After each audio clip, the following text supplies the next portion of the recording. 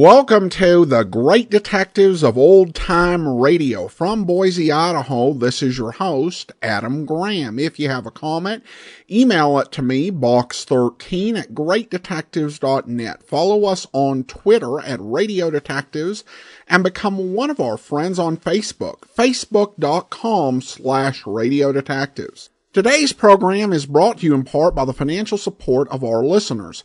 You can support the show on a one-time basis either at support.greatdetectives.net, by going through the Zelle app to box13@greatdetectives.net, or by mail to Adam Graham, P.O. Box 15913, Boise, Idaho 83715.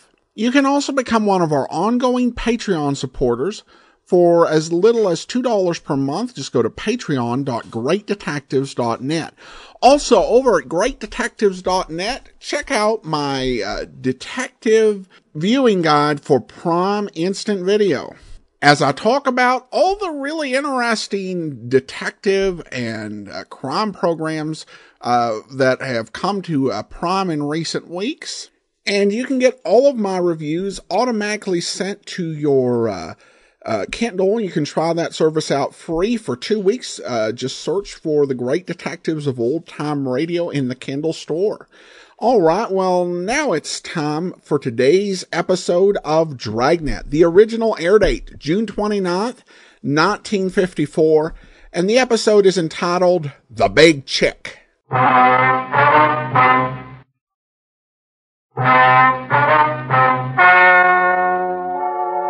Ladies and gentlemen, the story you are about to hear is true. The names have been changed to protect the innocent. Dragnet.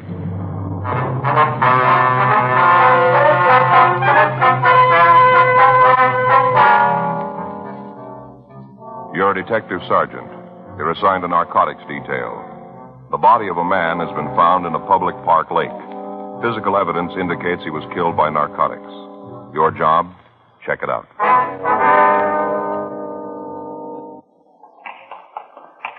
It was Monday, July 9th. It was warm in Los Angeles. We were working the day watch out of narcotics detail. My partner's Frank Smith. The boss is Captain Shy. My name's Friday.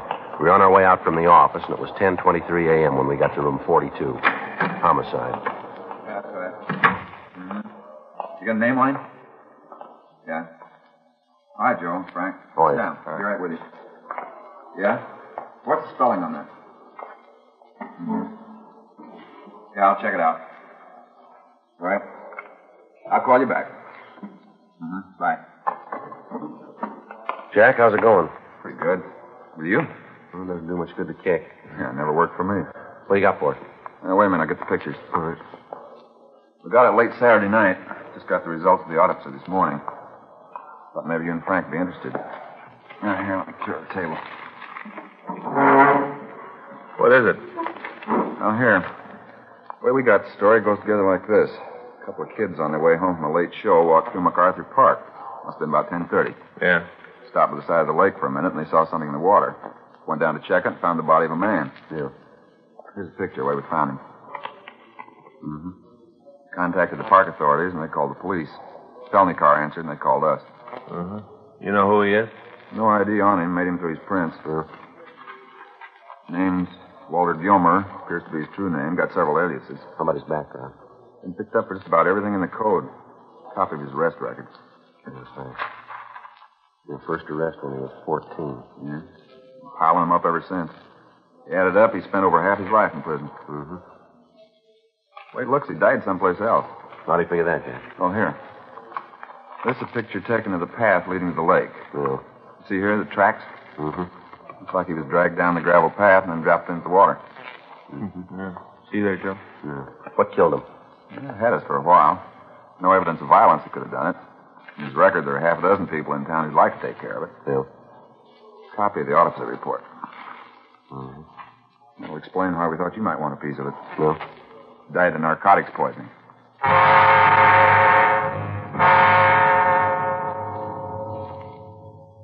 We went over the dead man's effects without coming up with any additional information. From the report of the coroner's office, we knew that Gilmer had died of narcotics poisoning. We were not able to tell the type of the narcotics used, but it was listed as either heroin or morphine. During the past 3 months, the Southland had been flooded with an inferior grade of heroin. From chemical analysis, we knew that it was being processed in Mexico. We'd been in touch with Mexican authorities, but in spite of our joint activities, the drug continued to cross the border and it continued to be circulated. Arrests of mules and pushers had been made. Suspects had been interrogated, and all other leads had been checked out, but we were still unable to come up with the key people in the operation. The death of Walter Gilmer gave us a possible lead. We couldn't be sure that he died of the low-grade drug, but it was worth looking into. Working with Sergeants Jack McCready and Danny Galindo of Homicide Detail, we pulled Gilmer's package and we went over all of the available information on him. We made out a list of his known friends and his associates. All of the places he was known to frequent were checked. For the next 2 days, anyone who had been seen in Gilmer's company was talked to. Apparently, we were at a dead end. Thursday, July 12th, 11:14 a.m., Frank and I got back from talking to an informant. There was a note in the book to call McCready. McCready there? Yeah. Oh, Jack, Joe Friday. Mm-hmm. Well, where's he now? No, we'll be right over. Thank you. What's he got? One of Gilmer's friends. Yeah? Says he was with Gilmer when he died. Frank and I left the Central Police Station and walked over to the City Hall. By the time we'd gotten there, McCready had pulled the suspect's package and had what background information there was on the man. The three of us talked to him in the interrogation room. For the record, what's your name? David Flack, How old are you? 26. This still your address? Yeah. How well did you know this Walter Gilmer? We roomed together. How long? A couple of years. According to your package here, you've had several arrests for being a user. Is that right? You got the paper. Told us you were with Gilmer when he died. Now, look, there you go again. What? I said I was with him when he was sick, that's all. We got together Saturday night, had dinner, and Walt didn't feel so good. He shoved off, said he was going home and get some rest. It's the last time I saw him. He went home to get some rest. Go ahead. With what? There ain't no more to say. You guys asked me, remember? We talked to the manager of your apartment house. Real goof, ain't she? She says you and Gilmer came in together Saturday night, put the time about 8:30. Says the two of you stayed there till about 9:30. Then she heard you come out of the elevator with Gilmer. She's got real big ears. That's what she says. Goes on to tell us that she went to the door of her apartment, looked out into the hall. Says she saw you carry Gilmer out of the apartment building. I carried Walt out? That's what she says. You know how big Walt is? We got an idea. Well, you know I couldn't carry him any place. God weighs me about 50 pounds. I ain't that strong. The landlady's willing to testify to it. Yeah, she talks a lot. She's going to talk you right into the joint. We find Gilmer an hour later dead. You're the last person seen with him. Fit you real good, Flack. From here, it looks like you're right for a 187 charge. You figure you can nail me down for murder, huh? It's worth a try. Yeah, but can you make it go? We think so. Now, one thing's going to louse it up. Yeah? I didn't do it. I had no part in it. None. You better tell us then, huh? If I give it to you, it'll make a difference? Depends on the words. Go ahead. Where do I start? The beginning will do. Yeah. I guess Saturday afternoon's as good as any. We'll listen. Old Walt got himself a new connection, said it was a good one. For heroin? Yeah. Got a good buy and a couple of bindles, said it was a real good deal. Do you know where? No, he wouldn't tell me. He just said it was his and that when I needed some stuff, he'd set it up for me. You're on H2, huh? Yeah, why lie to you? A couple of days in the tank will bring it out anyway. Yeah, I'm swinging a pretty good habit. How much? Shooting 3 a day. All right, go ahead. Oh, Walt had a fix about 4 in the afternoon. We were going out for dinner, and Walt said he had enough H so he could take one for free. Mm-hmm. After that, we went out and got something to eat. Walt didn't eat much, said he felt way out, didn't hardly eat at all. Yeah? Went back to the apartment, sat around, talked. Tried to get him to tell me where he made the connection. He just laughed and said it was the best thing he ever fell into. Didn't he give you any idea? No, not a smell. All right. Well, pretty soon he said he didn't feel so good. I thought maybe he needed another pop. I asked him if he wanted me to cook it for him. He said no. Said he just wanted to get some air. Told me he couldn't breathe too good. Just lay there on the bed grabbing for air. Mm-hmm. I asked him if he wanted me to call a doctor, get somebody up there to fix him. He looked pretty bad. Yeah. He told me he didn't want anybody, just to leave him alone. Mm-hmm. About an hour later, I checked with him. I wanted to see if he felt any better. He was dead. You took him out of the apartment then? Yeah, I got scared. I didn't know what had happened, but I could see you guys laying it on me. What'd you do? Took him out to the park, got him in the back seat of the car, and took him out there. Sat in the car for about 15 minutes waiting for a couple of kids to leave. They were sitting on a bench near there talking. I had to wait for them to leave. Yeah. After they'd gone, I dragged Walt down the water and dumped him in the lake. What about his identification? Took it out of his pocket. Figured he'd give me a couple of days to try and grow an alibi. Figured it'd take that long for you to find out who he was. You just left him in the lake then, huh? Yeah. Drove back to the house and tried to figure what to do. Think of somebody who'd go me an alibi. You haven't got any idea where Gilmer made the connection, huh? No. You know where he went Saturday afternoon? No, he left the place about 10 in the morning. I didn't see him until about 3 or maybe 3:30. He was holding pretty good then, real happy, laughing it up all over the place. Oh, Walt, he had a real good laugh when he was feeling good. Gee, I still can't get it straight that he's dead. Gilmer have any close friends that you know of? Couple, not more than that. Want to give us their names? I guess, as long as they don't find out. You meet any new people he told you about? Well, if he did, he didn't say nothing. I'm sorry, I'd sure like to help you. It's a lousy trick making Walt think he was getting such a good deal and having it turn out like this. It's a lousy deal. Mm-hmm. He was real happy because he thought he scored real big, got it real cheap. Told me he hardly paid anything for it. Well, he had it wrong, didn't he? Huh? He was overcharged.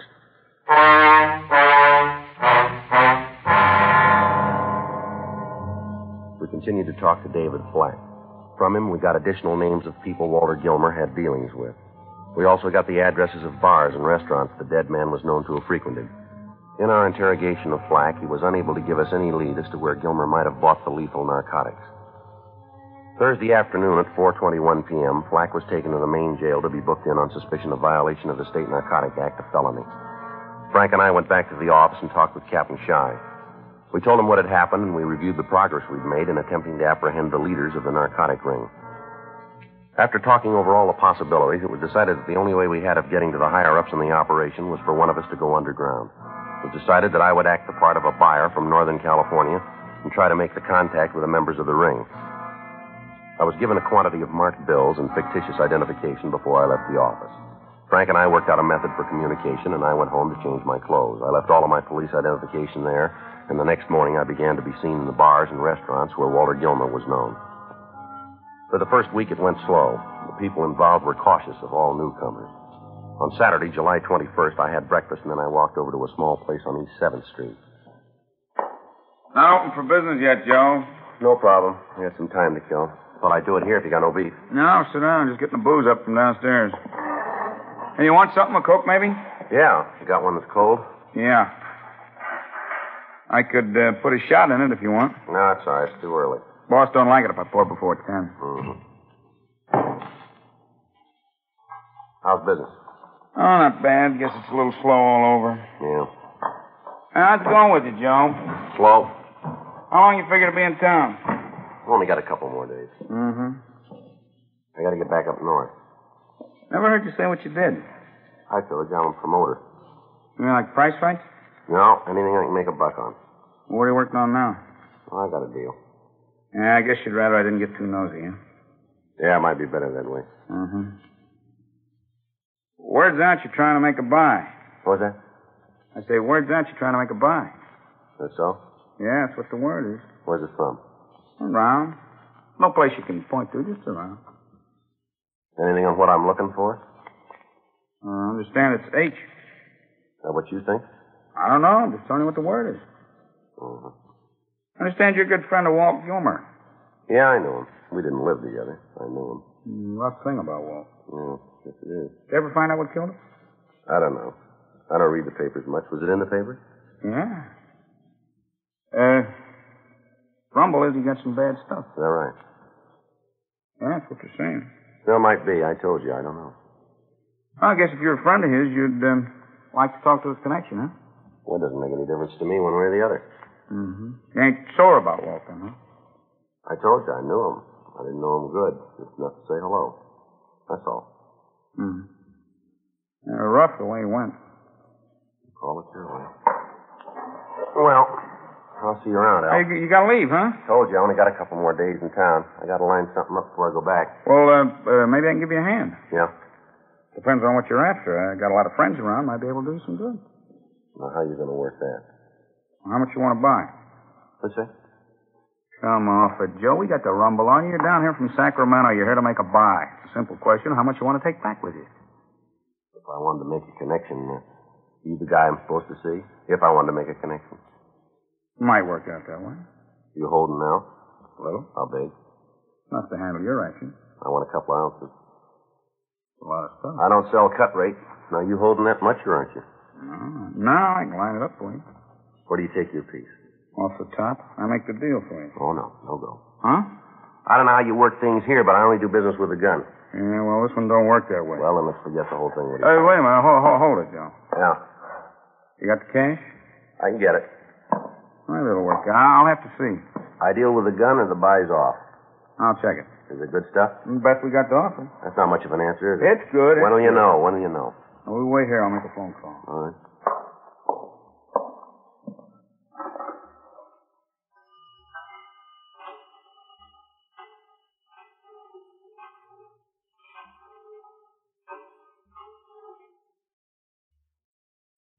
This is Alf.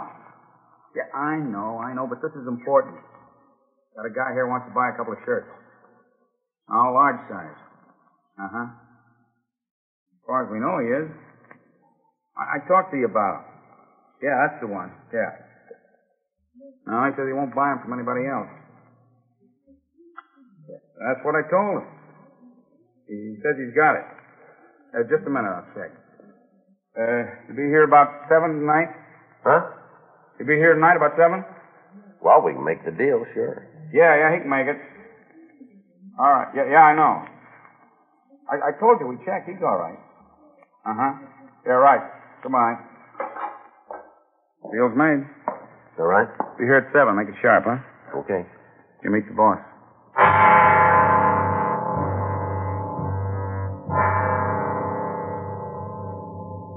I got in touch with Frank, and I filled him in on what had happened.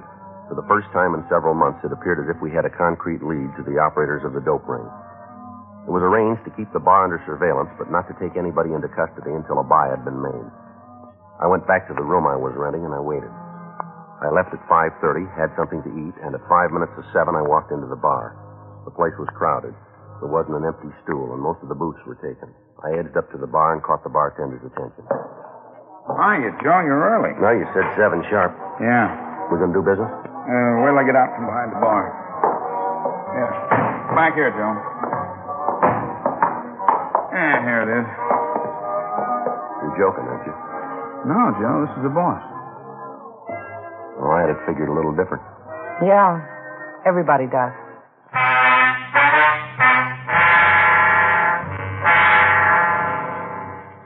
The woman sitting in the booth was in her late 30s or early 40s. It was hard to tell. She had dark hair and blue eyes. The suit she was wearing was gray, and it looked expensive. After the bartender introduced us, she told him to bring a drink, and then she motioned me to sit down. Your name's Joe Frizee, is that right? Yeah. Alf tells me what's in action. Well, he gave you the story. How do I know you're a legitimate dealer? You don't. Still, you want me to go out on a limb and turn over 2 ounces of heroin to you. I'm willing to pay for it, lady. Where's it going to go? Up north. A lot of ground. Sacramento. You got the route to get rid of it? They're waiting for it now. Go in, and I should tell you I haven't got 2 ounces. Well, and I'm wasting my time. But I can get it. How soon? Sit down. All right. How quick do you need it? I want to leave town in a couple of days. I told Al. You working alone? I don't see how that figures in the price. You're wrong. What?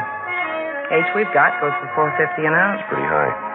The best we can get. Should be. If you want to make a deal, the price comes down. No, I can't swing more than 2 ounces. Even if the price was dropped How much? to $3.50. No, it doesn't fit. What's the angle? If you're on your own, it must get a little tiresome to have to carry the load by yourself. Maybe. I was thinking that maybe you'd like a partner. You? That's what I had in mind. No go. Why? Oh, a lot of reasons. Mainly because I don't need anybody. Then it's going to cost you $4.50. Well, I figured that going in. When do you want the stuff? Tomorrow night will do. It'll have to be late. We got it coming in then. From where? The price doesn't include that. Okay. Where do I pick the H up? Alf will call you. He'll give you the time and the place. Well, if it's high grade, I might want some more. You can pay our price. You'll get it. It's all right.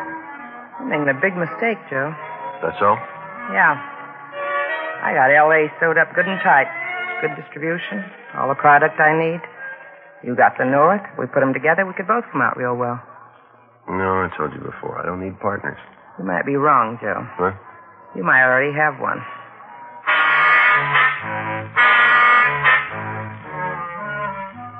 I stopped by the bar and gave the bartender my phone number. He said he'd call me as soon as he had any information. I left the place and walked over to 5th Street. At a corner restaurant, I put in a call to Frank, and I filled him in on what had happened. It was set up that he and Sergeant Roxy Lucarelli would keep me under surveillance all the following day. In the meantime, the woman, Dolores Page, would be watched also. I went back to the hotel where I was staying and went to bed. At 3:30 a.m., the phone rang, and the bartender, Alf, told me to get dressed and meet him in front of the hotel right away. He said we were leaving town immediately to make the narcotics buy. I tried to call Frank and fill him in on what had happened, but I couldn't reach him. I got in touch with the office and left word regarding the meet and then went downstairs to wait for Alf. At 3:45 a.m., Alf drove up to the entrance. I tried to stall as long as possible to give the men from the office time to get there, but finally we left the hotel before they arrived. In the car with Alf and myself were a man who introduced himself as Earl and the woman Dolores Page. We drove down to the beach and turned south on Highway 101.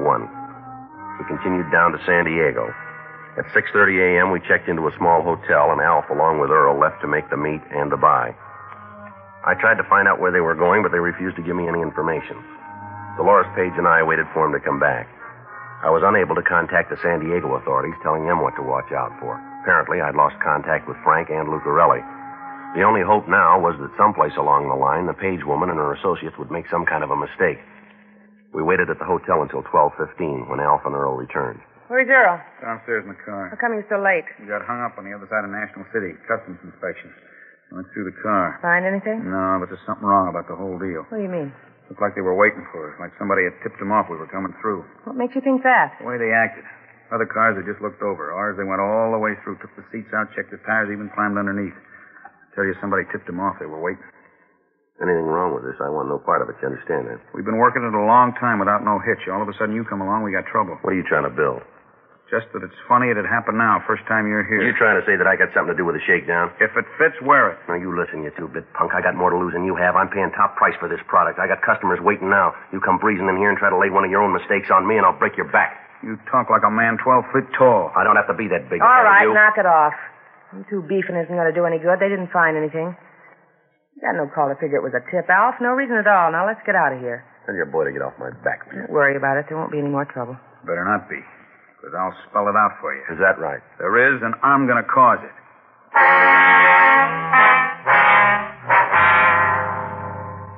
The three of us went downstairs and got into the car. We started the drive back to Los Angeles. From what I could find out, the narcotics buy had been made in Mexico, but the heroin was not in the car we were driving. We continued up the coast. Just south of Oceanside, California, we began to follow a large bus. As we drove, I noticed that Alf was being careful to keep the vehicle in sight. At San Clemente, the bus pulled into a small roadside restaurant for a rest stop. We parked immediately in back of it. Alf got out of the car and approached the bus. He walked up to the rear of the vehicle, reached under the rear bumper, and removed a small package wrapped in waterproof material. He checked the contents, and then he walked back to the car.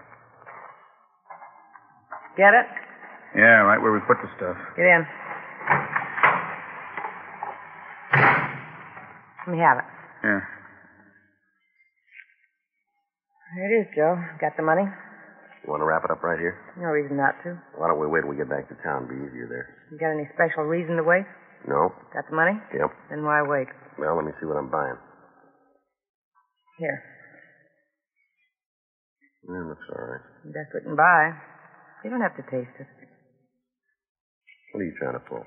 What? What are you trying to sell me? This stuff's no good. You're not going to stick me $4.50 for this junk. You made the deal. And I'm leaving it. I want no part of it. It's a little late to come up with that. You haven't been paid yet. We will be. Get out of the car. Leave him alone, Alf. We've done it your way all along. It hasn't worked out. From here in, I'm going to call it. You're doing it wrong, Alf. You let me worry about that. Get out, mister. Go on. Well, where to? Let's take a walk around the back of the buildings. Go ahead. Figure to kill me and come up with the money, too. Is that it? Keep walking. You know you're not going to get away with it, don't you? You keep buying those fairy tales. Maybe we can make a deal, Alf. Yeah? If you get the money, it doesn't make any difference about me, does it? What do you mean? Now, wait a minute. Suppose I give you the money. You got it clean. You don't have to roust me then, do you? Maybe I'll like shoving you around. I never did figure you on our side. Why? Because you knew Walt Gilman. What happened to him doesn't make any difference to me. It don't read good, Joe. Right from the beginning, I didn't figure you. What do you mean? You set the deal up, didn't you? Looked like some fast change. I didn't count on this much McGill. It's not worth it. All this talk about Walt, what's he got to do with it? He was working with us, pushing. Got too wise. Thought he could do it without us. So you gave him a connection with Bad H, is that it? That's it. You kill me and Dolores isn't going to like it. You know that, don't you? The wheel just passed out of her hands. Come on, let's get it over with. All right. Where to? Back there. What are you trying to prove? All right, come on, Alf. Drop the gun. Drop it. Joe, you all right? Yeah. We've been right behind you since you left Dago. Yeah? How'd you work that? Well, I got the message you left at the office. We had a tail on the Page woman. Picked you up down south. How about her and that other fellow back there? Roxy's got him. Let me have your handcuffs, will you? Yeah, here. Bartender? Yeah. He copped out to giving Walt Gilmer the bad junk. Huh. That takes care of it then, huh? Yeah, come on, let's get him to the car. All right. Come on, get up. Well, I'm glad this one's over. Yeah. Well, you don't look any the worse for wear. All right. Sure. You didn't really have anything to worry about. Is that right? Well, sure. You don't mind me telling you that, do you? It's a good thing you weren't 2 minutes later. Huh? I might not have heard you.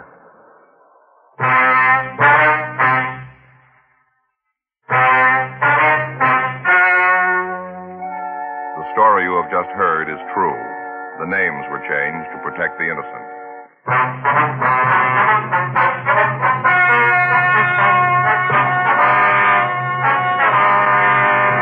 Dolores Marie Page and Alfred Giles Harnett were tried and convicted of murder in the first degree.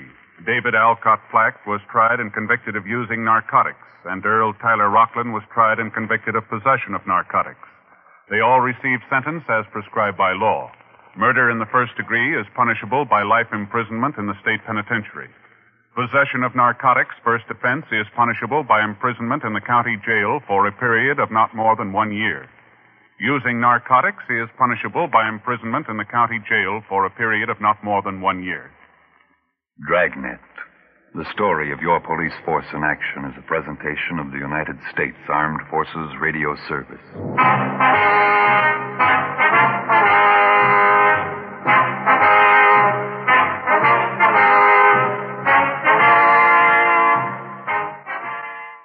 Welcome back. One thing that Dragnet does a good job of is just showing how dangerous and risky undercover police work is. Essentially, particularly when you're dealing with something like drugs, your life is on the line and you are dealing with people without a lot of morals and who are willing to kill if that's what it takes. And these episodes are always exciting. I think that just as a class, they're probably my favorite radio episodes. It does bring home the point that you have to, as a policeman in this situation, really be depending on the judgment, experience, and ability of your fellow officers to keep you safe. You know, you can do whatever you can in order to make sure that they're able to follow you and that you communicate with them. But fundamentally, you are out of control in this situation. And so it's definitely nerve-wracking. I did like the end. I thought that was cute when he told Frank that if he'd been 2 minutes later, Joe wouldn't have been here to hear that he didn't have anything to worry about. All right, well, listener comments and feedback now. And this one from Chris is just a great bit of information here. He writes, "Hi, Adam. I love your show. After listening to the Dragnet Big Cat episode, I got to wondering if the story I just heard was true as they claim. After a bit of researching, I did find the newspaper reports of the incident in March 1954. And even better, the subject of this episode sued NBC and Jack Webb over mental suffering. The judgment is online and confirms the facts of the case. So yes, with only the names changed." Thank you, Chris. And the case was Smith versus KFI, and it was decided on January 30th of 1956. And essentially, the ruling, because he was challenging on the basis of emotional distress and invasion of privacy, and essentially said, you know, this was in the news, this wasn't an invasion of your privacy, and they did change the name. And if you track down that case, you have a good reason on why the names are changed. So it's a fun little bit of case law, And Chris found it on findlaw.com. So those of you inclined, that's how you can find it. I might also put up a tweet on it. And I always appreciate it when people get curious enough about a case and find out, the true story and what, if any, changes were made. I always appreciate getting those sort of emails. So thanks so much, Chris. I do want to thank our Patreon of the day. Thank you so much to Kelly. Kelly has been supporting us since September of last year, and she's currently supporting us at the rookie level of $2 or more per month. Thanks so much for your support. And join us back here on Monday as we'll be bringing you number 17 in our Listener's Choice Countdown. And then on Tuesday, we have the return of Dr. Tim Detective. And then we will be back on Saturday with another episode of Dragnet. In the meanwhile, send your comments to box13@greatdetectives.net. Follow us on Twitter at Radio Detectives and become one of our friends on Facebook. Facebook.com/Radio Detectives. From Boise, Idaho, this is your host, Adam Graham, signing off.